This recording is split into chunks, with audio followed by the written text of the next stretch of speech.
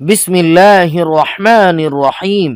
صرف 5 منٹ کا مدرسہ قرآن و حدیث کی روشنی میں 14 الاولی۔ نمبر 1، اسلامی تاریخ۔ غزوہ احد۔ غزوہ بدر کی شکست سے قریش مکہ کے حوصلے تو پست ہو گئے تھے، مگر ان میں غم و غصے کی آگ بھڑک رہی تھی۔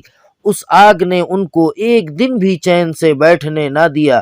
1 سال تو انہوں نے کسی طرح گزارا، لیکن ہجری 3 میں ابو سفیان نے مکمل تیاری کے ساتھ 3000 کا لشکر لے کر مدینہ کے باہر احد پہاڑ کے پاس پڑاؤ ڈالا۔ اس کے ساتھ 3000 اونٹ، 200 گھوڑے اور 700 آدمی زرہ پہنے ہوئے تھے۔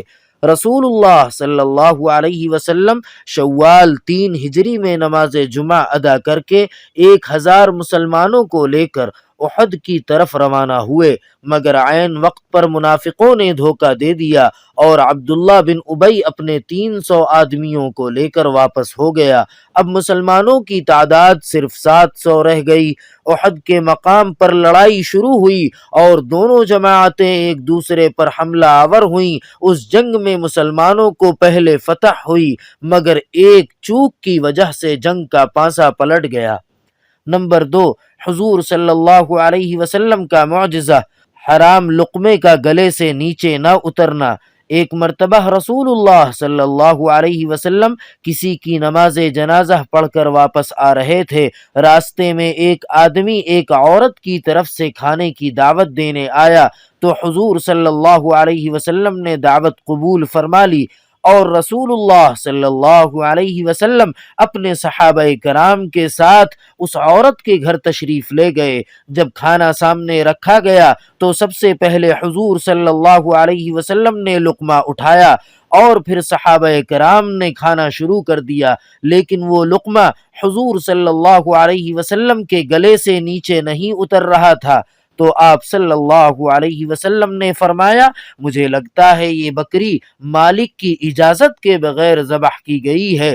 چنانچہ خود اس عورت نے بتلایا، یا رسول اللہ، میں نے ایک آدمی کو مقام وقیع بھیجا تھا، یعنی جہاں منڈی لگتی تھی، لیکن بکری نہیں ملی تو میں نے اپنے پڑوسی آدمی کے پاس بھیجا، مگر وہ آدمی گھر پر نہ تھا، تو پھر میں نے اس کی عورت کے پاس بھیجا تو اس نے وہ بکری اپنے شوہر کی اجازت کے بغیر دے دی۔ حضور صلی اللہ علیہ وسلم نے فرمایا، یہ کھانا قیدیوں کو کھلا دو۔ نمبر 3، ایک فرض کے بارے میں، قضا نمازوں کی ادائیگی۔ رسول اللہ صلی اللہ علیہ وسلم نے فرمایا، جو کوئی نماز پڑھنا بھول گیا یا نماز کے وقت سوتا رہ گیا تو اس کا کفارہ یہ ہے کہ جب یاد آ جائے اسی وقت پڑھ لے۔ فائدہ: اگر کسی شخص کی نماز کسی عذر کی وجہ سے چھوٹ جائے یا سونے کی حالت میں نماز کا وقت گزر جائے تو بعد میں اس کو پڑھنا فرض ہے۔ نمبر 4، ایک سنت کے بارے میں، سونے سے پہلے کی دعا۔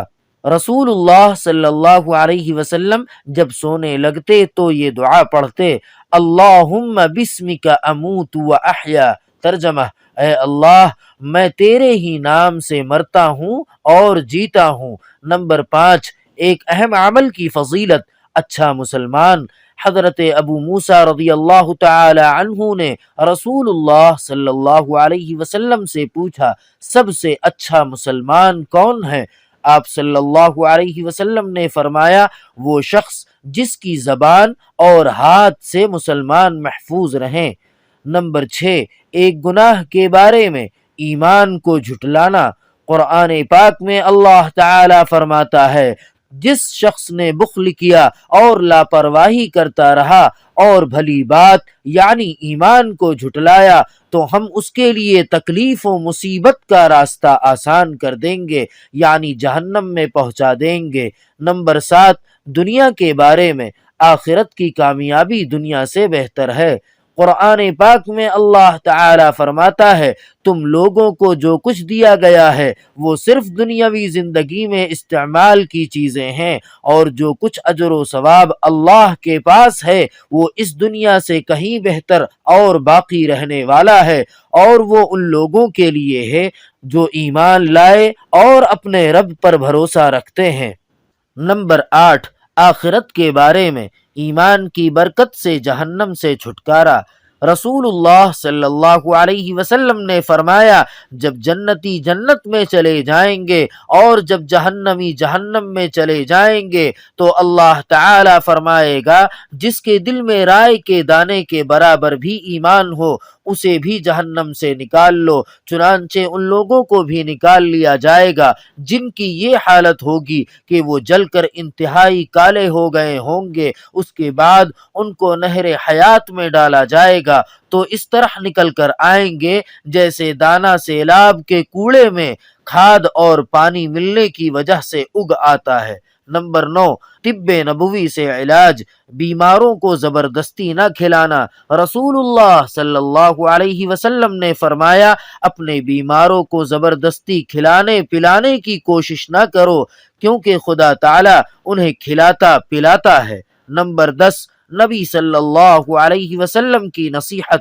رسول اللہ صلی اللہ علیہ وسلم نے فرمایا، تم میں سے جو شخص کسی برائی کو دیکھے تو اسے اپنے ہاتھ سے روکے، اگر اس کی طاقت نہ ہو تو اپنی زبان سے روکے، پھر اگر اس کی بھی طاقت نہ ہو تو دل سے اس کو برا جانے، اور یہ ایمان کا سب سے کمزور درجہ ہے۔ سبحان ربک رب العزت عما یصفون وسلام علی المرسلین والحمد للہ رب العالمین۔